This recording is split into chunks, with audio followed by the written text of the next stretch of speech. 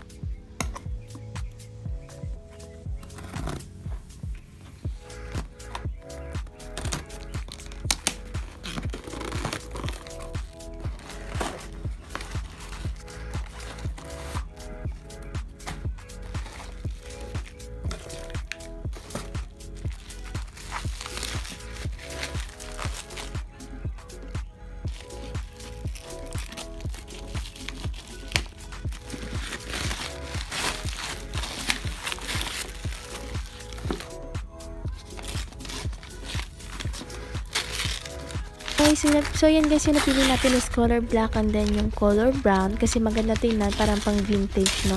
So ayan, kung makita nyo, meron siyang tape sa loob. So yan po yung lalagay mo sa likod if ever na tapos mo lang lagyan ng mga design or mga flowers din sa frame.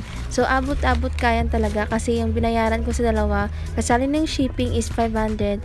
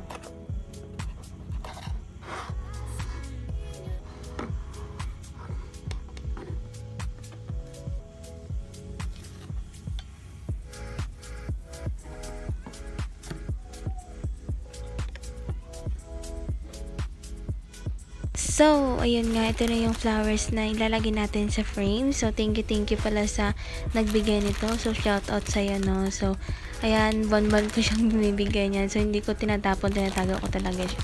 So, yun, ilalagay natin mamaya ito sa frame.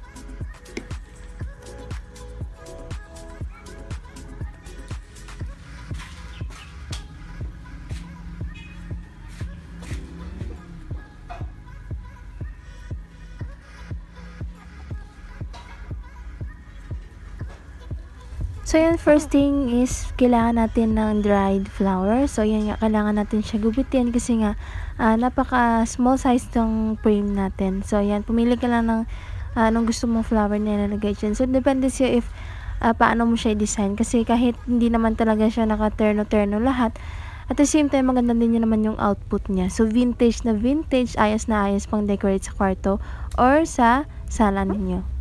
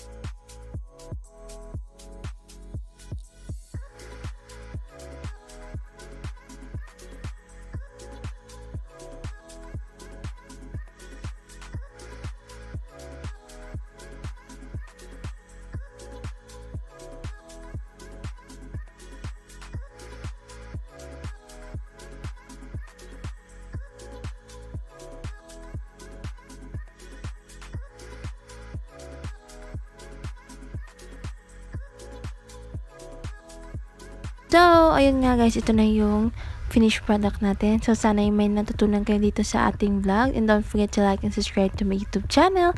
And don't forget to click the bell button para always kang updated every time I upload my videos in YouTube. Thank you for watching!